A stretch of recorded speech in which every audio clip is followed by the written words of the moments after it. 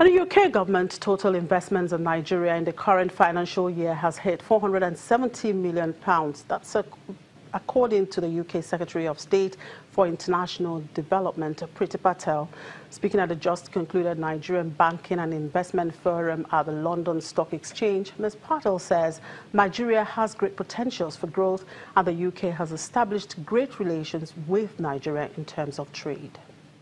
Nigeria just 2 months ago, and reaffirmed really to me the limitless potential of Nigeria in terms of people, the economy, growth, all the really great things. But also it reminded me of some of the serious challenges that Nigeria faces.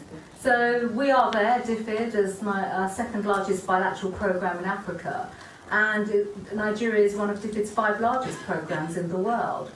But actually, the case that was made to me, once again, was the need for economic diversification, private sector investment, job creation, effective governance, supporting business, open markets, investment and revenue collection. So, as a politician, I have to obviously get the piece about revenue collection in there too.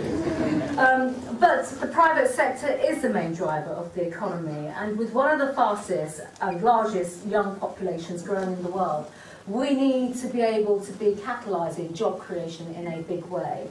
So the UK government's total investment in Nigeria in this current financial year alone is £470 million. But you've already heard me say, I'm not here as an aid minister to just give out money. We are here to help people and countries and economies stand on their own 2 feet, which is why I am redefining our relationship with Nigeria.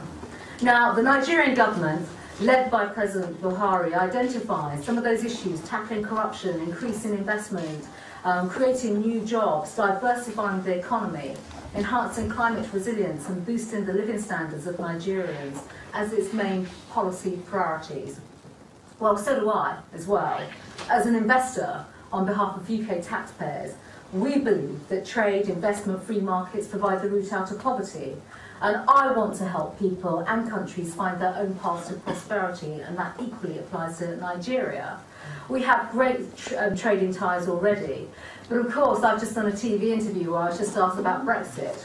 Well, my view there is very clear. Brexit will enable us to strengthen those ties by removing many of the barriers that we see already when it comes to trade and replacing them with free and fair trade, which is fundamental to the prosperity of the world economy, the United Kingdom, but also Nigeria and our trading partners. And today we are on the verge of an unprecedented ability to liberate global trade and to the benefit of the world through technology, through new advances, but also dissolving away barriers. And time and distance matter not at all anymore. So with 1/5 of the companies listed in the FTSE 100 having a presence in Nigeria, I'm pleased that this list now includes Prudential, who are already agreeing new partnerships with the Zenith Bank in Nigeria and also other countries in Africa, but demonstrating importantly that the UK is the largest source of capital inflows to Nigeria, and of course the LSE plays a critical role to that. And of course the LSE has hosted both a $1 billion Nigeria Eurobond this year, which is just fantastic, and Nigeria's first ever diaspora bond, which raised $300 million. And of course these ties are not just about money, they are about our people-to-people ties as well, something that I feel incredibly strong about. So it's my pleasure to congratulate EcoBank on the successful launch of the first African convertible bond to be issued on the LSE, raising $150 million of private investment. And of course, total bilateral trade between our 2 countries now is over £4 billion a year. So I want to see more. I am a challenging and ambitious Secretary of State, and I am ambitious for both our countries, but also where we go internationally too. So part of this, in terms of what I've done to facilitate this, is when I launched our own economic development strategy this year, DFID's first ever economic development strategy, I should say, which was all about fostering investment from the private sector to create jobs and growth. At the heart of that strategy, of course, is CDC, the Commonwealth Development Corporation, and many of you are familiar and will know CDC well. Last year alone, CDC invested in businesses in developing countries. That created more than 1 million jobs.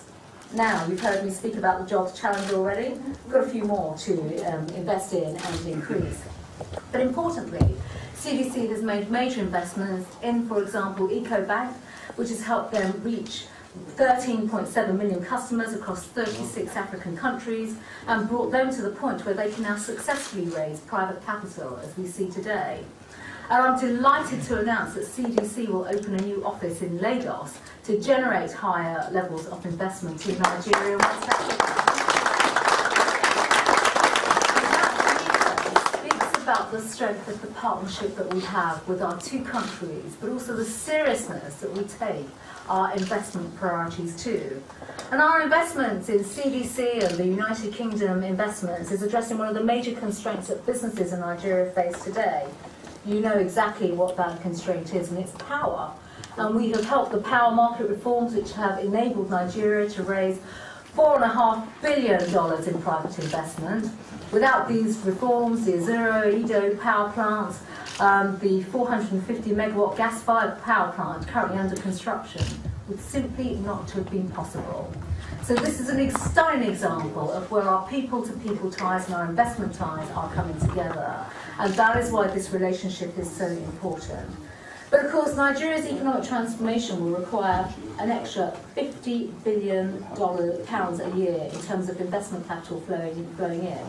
Now that's got to come from the private sector and private investors. The City of London, in my view, will be critical to that. And I want to see, and friends at the London Stock Exchange have heard me say previously as well, I want the City of London to become the development finance hub of the world, supporting world economic growth, reducing poverty, creating jobs, and helping some of the poorest countries in the world leave poverty behind and become the global powerhouses that they can. Patel, UK Secretary of State for International Development. We take a break now, and when we return, IMF warns rising debt, political risk dims sub-Saharan Africa's economic outlook. Just stay with us.